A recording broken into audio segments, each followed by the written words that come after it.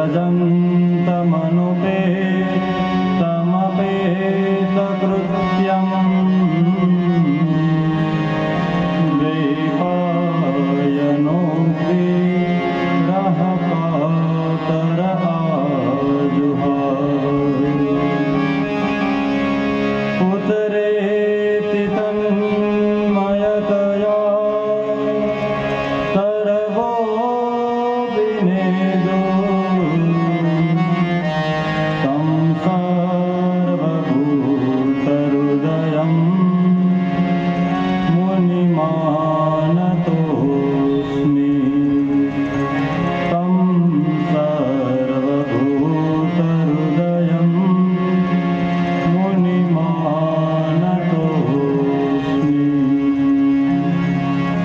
श्री भागवत भगवान की जय।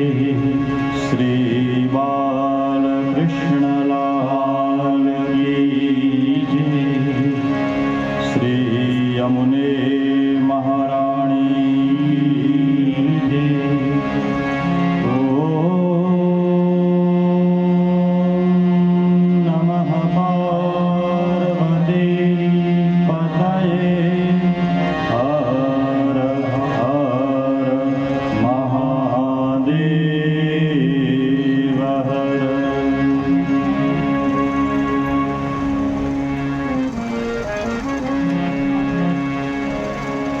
ब्रह्मन् कथं भगवत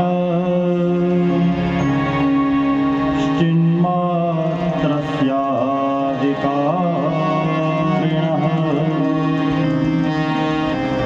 लीलया चापि युज्येर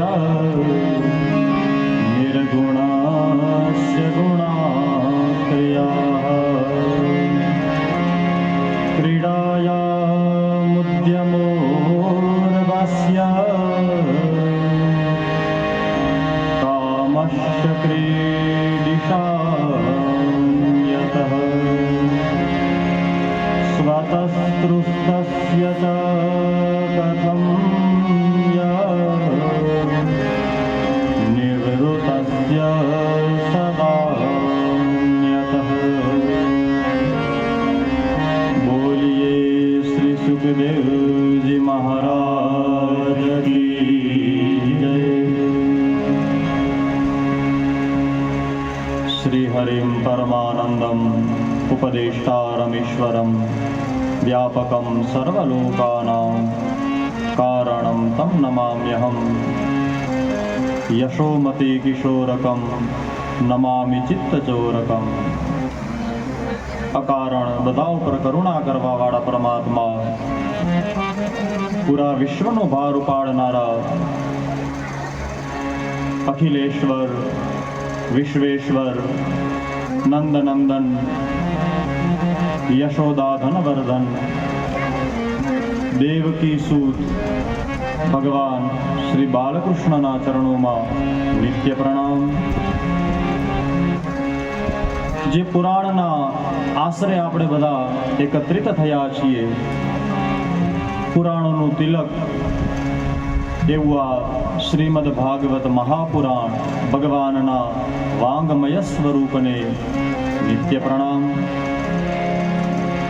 બ્રાહ્મણો દ્વારા વૈદિક અને પૌરાણિક મંત્રોથીને આમંત્રિત થયેલા 7 દિવસીય સુધી જ્ઞાન યજ્ઞમાં યજમાનોના ભાવથીને પૂજાતા સ્થાપિત દેવતાઓના ચરણોમાં પ્રણામ।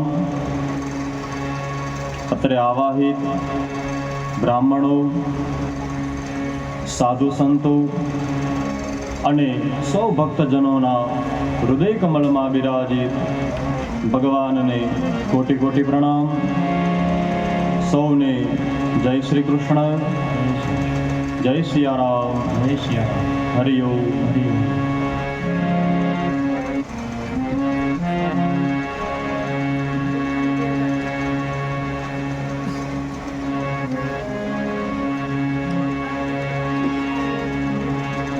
ગઈકાલે આપણે કથા શ્રવણ કરી ભગવાનના વારાહ અવતારનું દર્શન કર્યું। ભગવાને જે લીલાઓ કરી હતી તેનું આપણે દર્શન કર્યું. ભગવાનના અનેક અવતારો થયા છે, અંશાવતારો, કલાવતારો, પરંતુ ભગવાનના પૂર્ણ અવતારો એ માત્ર 2 છે. પહેલો છે શ્રી રામાવતાર, જે મર્યાદા પુરુષોત્તમ છે, અને બીજો છે શ્રી કૃષ્ણાવતાર, જે પુષ્ટિ પુરુષોત્તમ છે.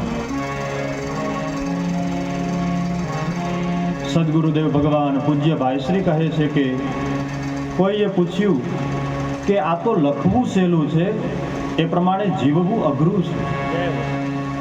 વેદવ્યાસજીએ લખ્યું કે આમ કરાય, આમ ન કરાય, એ બધું લખવું સહેલું છે, કરવું અઘરું છે. ત્યારે ગુરુદેવ કહે છે કે વેદવ્યાસજીએ જે કાંઈ પણ ગ્રંથોમાં લખ્યું એ જીવી શકાય એમ છે, એ બતાવવા માટે ભગવાને રામાવતાર લીધો અને બતાવ્યું કે આ પ્રમાણે જીવન જીવવું જોઈએ. નદીઓ પોતાના માર્ગે જતી હોય છે. નદીના 2 કાંઠા હોય, એક કાંઠો છે મર્યાદાનો અને એક કાંઠો છે મસ્તીનો. નદી એના આનંદમાં જતી હોય છે, પ્રવાહમાં વહેતી વહેતી. એમ જીવનમાં મર્યાદા પણ હોવી જરૂરી છે અને મસ્તી પણ હોવી જરૂરી છે. મર્યાદાનું વર્ણન કરવા માટે જીવન કઈ રીતે જીવાય એ માટે ભગવાન શ્રી રામાવતાર લઈ અને સમાજને ચરિત્ર બતાવે છે કે આ રીતે ચરિત્રવાન થવું જોઈએ.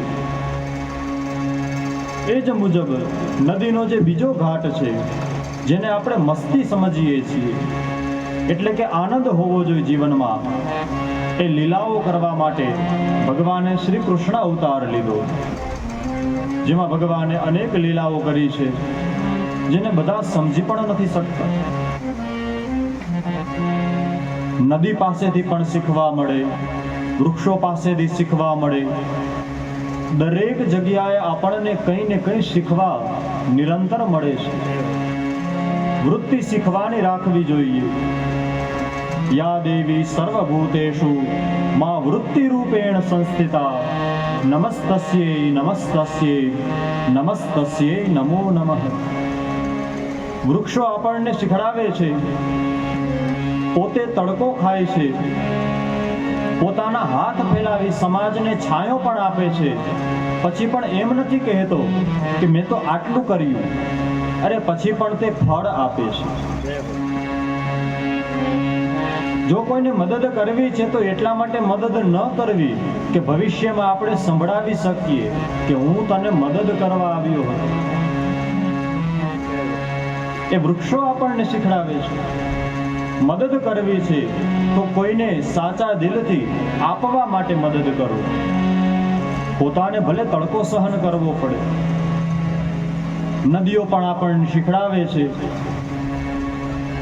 પાણી નદીના 2 કાંઠાની વચ્ચેથી વહે છે, એટલે આપણે બધા નદીએ જાય, સ્નાન કરીએ, ત્યાં આચમન કરીએ, તીર્થ હોય તો તેને પ્રણામ કરીએ.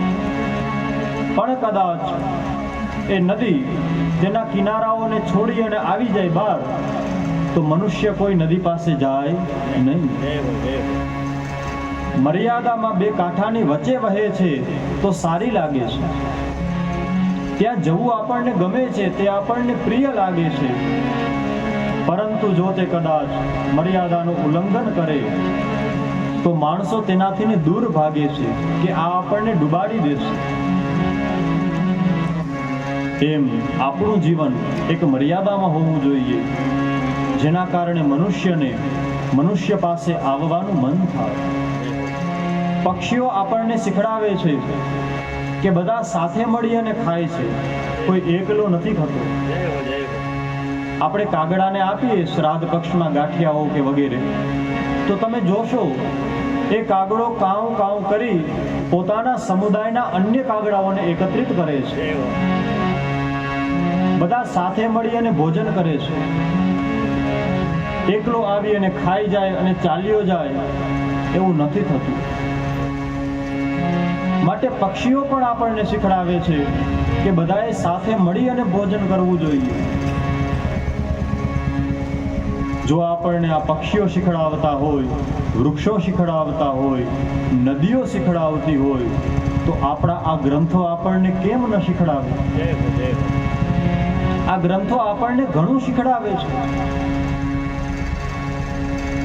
ગુરુના આશ્રમમાં જ્યારે બાળક ભણવા માટે જાય, વિદ્યા અભ્યાસ કરે, બાળક અભ્યાસ પૂર્ણ કરી લે, જ્યારે હવે એને પાછું ઘરે જવાનું થાય ત્યારે ગુરુજી તેને ઉપદેશ આપે છે. કહે છે કે બેટા, હવે તમે ઘરે જવાના છો, માતા પિતાની સાથે તમારે રહેવાનું છે. તમે માતાના ચરણ દબાવજો, માતાની સેવા કરજો, કારણ કે માતાએ 9 મહિના તમને પેટમાં રાખી અને મોટા કર્યા છે.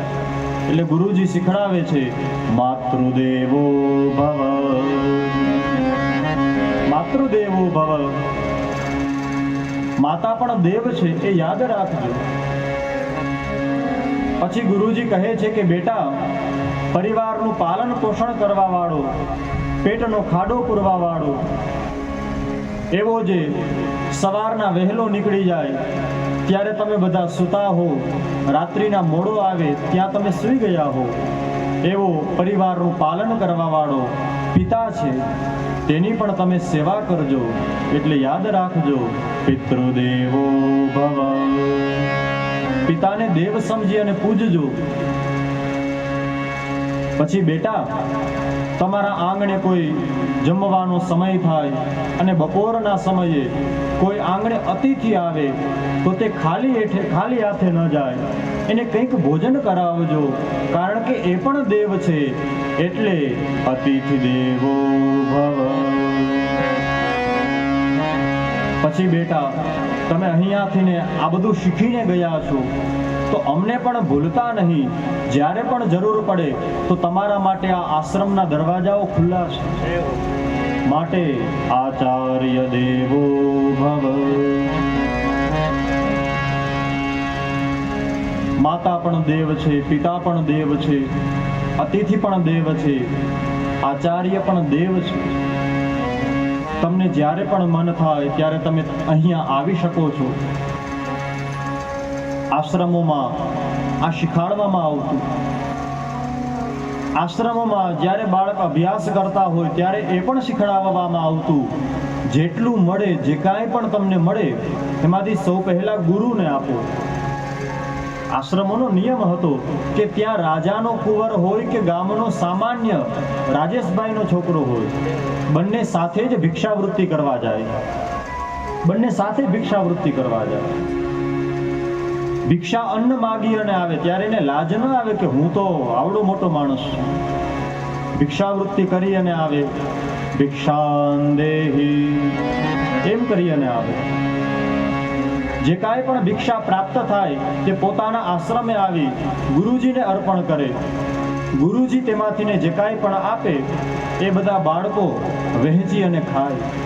માટે બેટા, જે કાંઈ પણ મળે એ એકલા ન ખાવું, બધાને આપી અને પછી ભોજન કરવું જોઈએ. પછી બીજું એ શીખડાવે છે કે ખૂબ નિંદર આવે ત્યારે સૂવું, ત્યાં લગી સૂવું નહીં. એના માટેના ઘણા બધા સુભાષિતો પણ આપ્યા છે. કાક ચેષ્ટા બકો ધ્યાનમ, શ્વાન નિંદ્રા. બેટા, નિંદર કેવી કરવી? તો કે શ્વાન જેવી. તમે કોઈ કૂતરાની બાજુમાંથી ગમે ત્યારે નીકળો તો તે તરત જ જાગી જશે. એમ જાગેલું રહેવું, એવી નિંદરમાં ન પડ્યું રહેવું કે સૂતા હોય ત્યારે આપણને ખબર હોય કે પૈડા છો, કાલ બેંકમાં મૂકવા જવાના, ઉઠી ત્યારે ખબર પડે આલા તડકો આવી ગયો ને બધું ગયું. એટલે આવી રીતે ન સૂતું રહેવું. શ્વાન નિંદ્રા. બકો ધ્યાનમ, બગલા જેવું ધ્યાન રાખવું. કાક ચેષ્ટા, કાગડા જેવી ચેષ્ટાવાન થવું, બધાને આપી અને ખાવું. વિદ્યાર્થીના 5 લક્ષણો બતાવ્યા છે. મનુષ્યએ રોજ 5 પ્રકારના યજ્ઞ કરવા જોઈએ તેની વાત કરી છે. ભૂત યજ્ઞ, મનુષ્ય યજ્ઞ, દેવયજ્ઞ, પિતૃયજ્ઞ અને બ્રહ્મયજ્ઞ, 5 પ્રકારના યજ્ઞોની ચર્ચા શ્રીમદ ભાગવતમાં કરવામાં આવી છે. પહેલો ભૂત યજ્ઞ છે. કીડિયારું પૂરવા માટે જાય, કાગડાને આપીએ, કૂતરાને આપીએ, ગાયોને આપીએ, આને ભૂત યજ્ઞ કહેવામાં આવે. બીજો છે મનુષ્ય યજ્ઞ. અતિથિ આંગણે આવે તો આપણે એને ભોજન કરાવીએ. ઘણા બધા આપણા વ્રતો છે જેમાં ભોજનના 4 ભાગ કરવામાં આવે. એક રમતા બાળકને આપવાનો, એક ગોવાળને આપવાનો. એ જે અતિથિને આપણે આપીએ છીએ એને મનુષ્ય યજ્ઞ કહેવામાં આવે. ત્રીજો છે દેવ યજ્ઞ. દેવતાઓને જમાડવાના 2 માધ્યમ છે. એક છે બ્રાહ્મણ અને બીજું છે અગ્નિ. પ્રભુ અહીંયા યાદ કરવાનું છે આપણે કે આપણે કોઈ મનુષ્યને નથી જમાડતા, આપણે સાક્ષાત ભગવાનને જમાડીએ છીએ. કેમ તો કે ભગવાનના મુખમાંથી ને બ્રાહ્મણો પ્રગટ થયા છે. પુરુષ સૂક્ત યજુર્વેદમાં વર્ણન કરવામાં આવ્યું. પૂછ્યું છે જતપુરુખમ યદદુઃ કતિધા કલ્પનઃ. પૂછ્યું છે કે ભગવાનના શરીરમાંથી કોણ નીકળ્યું છે? મુખં કિમ મશ્યા કિમ બાહુ કિમ ઉપાદાઉચ્યતે. મુખમાંથી કોણ નીકળ્યું, હાથમાંથી કોણ નીકળ્યું, સાથળમાંથી કોણ પ્રગટ થયું અને ભગવાનના ચરણ કોણ છે? એના પછીના જ મંત્રમાં તેનો જવાબ આપવામાં આવ્યો. બ્રાહ્મણોસ્ય મુખમાસિત બાહુરાજન્યક્રતઃ પૂરુ તદસ્ય યદવેશ્યઃ પદવ્યાગુશુદ્રો અજાયત. બ્રાહ્મણો એ ભગવાનનું મુખ છે. ભગવાનના મુખમાંથી બ્રાહ્મણો પ્રગટ થયા છે. અને અગ્નિ એ પણ ભગવાનના મુખમાંથી પ્રગટ થયો છે. ક્ષત્રિયો ભગવાનની ભુજાઓમાંથી પ્રગટ થયા છે. ભગવાનના સાથળ એમાંથીને વેપારી વર્ગ પ્રગટ થયો છે. અને ભગવાનના ચરણમાંથી શૂદ્રો પ્રગટ થયા છે. હવે જે એમ કહે કે શૂદ્રનો સ્પર્શ ન કરાય તો એને આપણે પૂછવું જોઈએ કે શૂદ્ર ભગવાનના ચરણ છે તો ભગવાનના ચરણનો સ્પર્શ કરાય કે ન કરાય? પૂજ્ય ડોંગરેજી મહારાજ તો કહેતા હતા કે જે બીજાને હલકો સમજે એ પોતે હલકો કહેવાય. એ ભગવાનના ચરણ છે, ચરણનો સ્પર્શ કેમ ન કરાય? ભગવાનના બધા જ અંગો જો પૂજનીય છે, પવિત્ર છે, તો મનુષ્ય પણ બધા જ પવિત્ર છે.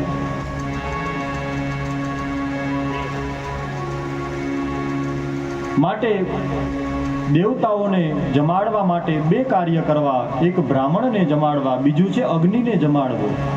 અગ્નિને જમાડીએ છીએ એટલે કે માત્ર આપણે લાકડાઓ સળગાવી અને તલનો હોમ કર્યા રાખી છીએ એમ નથી. અગ્નિ એ ભગવાનનું મુખ છે જેમાં આપણે સાક્ષાત ભગવાનને ભોજન કરાવીએ છીએ.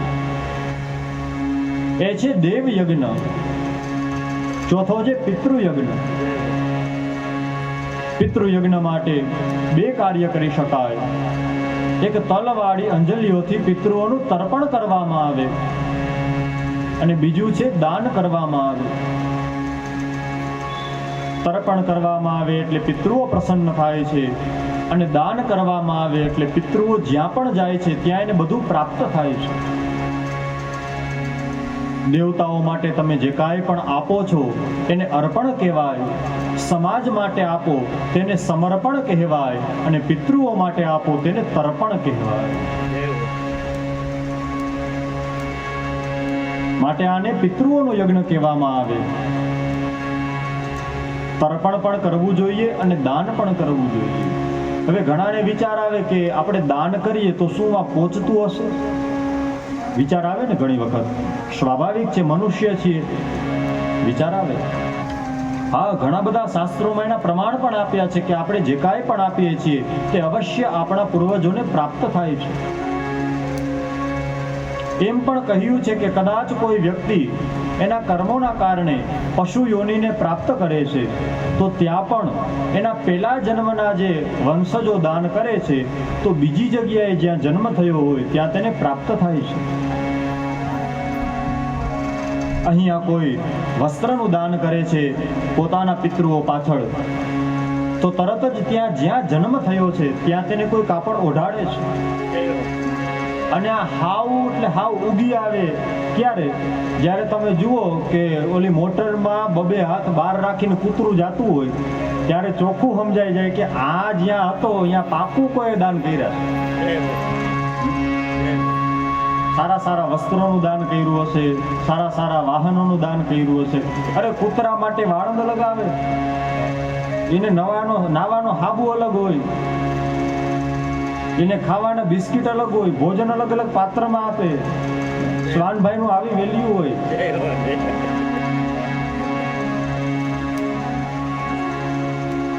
એટલે ભક્તજનો, આપણે બધા જોઈએ છીએ કે કૂતરાઓ અને બિલાડાઓને પણ જો આવી સારી વાહનોમાં બેસવા મળે, સારી જગ્યાએ ખાવા મળે છે, તો યાદ રાખજો એના ભાગ્યમાં એ નથી. કારણ કે જો તમારા ભાગ્યમાં કાંઈ સારું હોય તો સૌથી પહેલા મનુષ્ય જન્મ પ્રાપ્ત થાય છે. પણ મનુષ્ય જન્મ નથી છતાં પણ કંઈક સારું એને મળે છે તો એ પૂર્વ જન્મમાં જ્યાં પણ હતો ત્યાં કોઈએ દાન કર્યું છે એટલે આ જન્મમાં તેને પ્રાપ્ત થાય છે. સારા પદાર્થો તમે કોઈને જમાડ્યા છે તો તે જ્યાં પણ હશે, પશુ હશે તો કોઈને લીલું ઘાસ આપી જશે, કોઈ એને ગોળ ખવડાવી જશે, વગેરે વગેરે જે કાંઈ પણ એને આપવાનું હોય તે કોઈને કોઈ રૂપમાં આપી જ જશે. માટે તેને પિતૃ યજ્ઞ કહેવામાં આવે. એ ચોથો યજ્ઞ થયો. અને પાંચમો યજ્ઞ છે બ્રહ્મ યજ્ઞ. આ બ્રહ્મ યજ્ઞ એટલે શું? આપણને જે કોઈ પણ પુરાણ ગમતું હોય, શ્રીમદ ભાગવત, રામચરિતમાનસ, શિવપુરાણ, દેવી ભાગવત, અન્ય અનેક ગ્રંથો પણ છે, એનું પ્રતિ દિવસ વાંચન કરવું તેને બ્રહ્મયજ્ઞ કહેવામાં આવે. પ્રતિ દિવસ તેનું તમે વાંચન કરો તો તેને બ્રહ્મયજ્ઞ કહેવામાં આવે. માટે 5 યજ્ઞ કરવાના છે. શેના માટે? તો કે આપણાથી જાણતા અને અજાણતા પાપો થાય છે. ગૃહસ્થીના ઘરમાં નિત્ય 5 પ્રકારના પાપો થતા જ હોય છે. આપણે અનાજ દળવા દઈએ છીએ તો દળવું હોય તો માત્ર અનાજ, પણ ખાલી અનાજ થોડું દળાય છે, ભેગા ધનેડા પણ દળાઈ જ જાય છે. કહે મહારાજ તો જૂનું થઈ ગયું, હવે ક્યાં કોઈ દળવા દે છે, તો મિક્સરમાં પીસી નાખે. તો એ તો એડ્રેસ બદલ્યું, બાકી પાપ કરવાની પદ્ધતિ તો એ જ છે. મિક્સરમાં પણ પીસીએ તો બીજું પણ સાથે હોય એ પીસાઈ જાય. પેલા ચૂલાનો અગ્નિ હતો, હવે ગેસનો અગ્નિ આવ્યો છે. તો અગ્નિ છે, ગુરુત્વાકર્ષણ બળ છે, ઉપરથી ઉડતા બેક્ટેરિયા તરીકેના નાના જીવાતો કે જે નરી આંખે પણ ન દેખાય, એમાં આવી અને બળી જાય છે. સાવરણી વારીએ નાના જંતુઓ તેમાં પણ મરી જાય છે. પાણી ગારીએ, હવે આપણને થાય કે તરત જ ચોખ્ખું પાણી આવે છે, નળ ખોલીએ એટલે, તો પાણી ગારવાની ક્યાં વાત રહી? ના, તો પણ પાપ થાય છે. કઈ રીતે? આપણે ચોખ્ખું નથી કરતા, કોક તો ઉપરથી કરીને આપે છે ને. કોકે ચોખ્ખું કરીને આપ્યું, આપણે પીધું એટલે આપણને ઋણ તો ચડ્યું જ છે.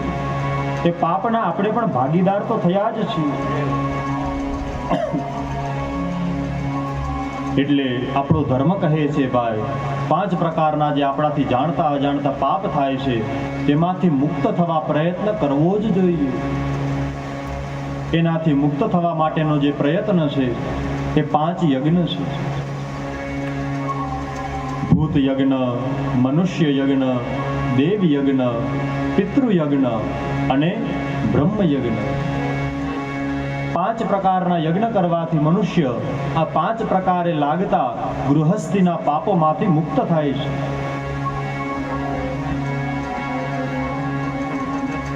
સુખદેવજી મહારાજ પરીક્ષિત રાજાને કથા કહી રહ્યા છે. સુતજી મહારાજ સૌનકાદિ ઋષિ મુનિઓને કથા કહી રહ્યા છે. સુખદેવજી પૂર્વ જન્મમાં પોપટ હતા. તેમના ગુરુ રાધાજી હતા. એટલે તે કોઈ પણ જગ્યાએ રાધાજીનું નામ લેતા જ નથી. સંત હંમેશા બીજા ઉપર ઉપકાર કરે છે. ઉપકાર કરે છે એટલા માટે તે પોતાના ગુરુનું નામ નથી લેતા. કારણ કે જો સુખદેવજી રાધાજીના નામનું સ્મરણ કરે તો નિયમ એવો છે કે સુખદેવજીને ગુરુનું સ્મરણ થતા જ 6 મહિના સુધી સમાધિ લાગી જાય છે. જો સમાધિ લાગી જાય તો પછી પરીક્ષિત રાજાને મુક્તિ કેમ મળે? એની પાસે તો માત્ર 7 દિવસ છે. એટલા માટે સુખદેવજી રાધાજીનું ક્યાંય નામ નથી લેતા. એક સમયે સુખદેવજી મહારાજ જનક રાજા પાસે વિદ્યા શીખવા ગયા હતા. જનક રાજા કહે છે કે ગુરુ દક્ષિણામાં કોઈ નિરુપયોગી વસ્તુ હોય એ મને લઈને આપો. બરાબર, ઈકો વધારે નથી? ઈકો વધારે છે?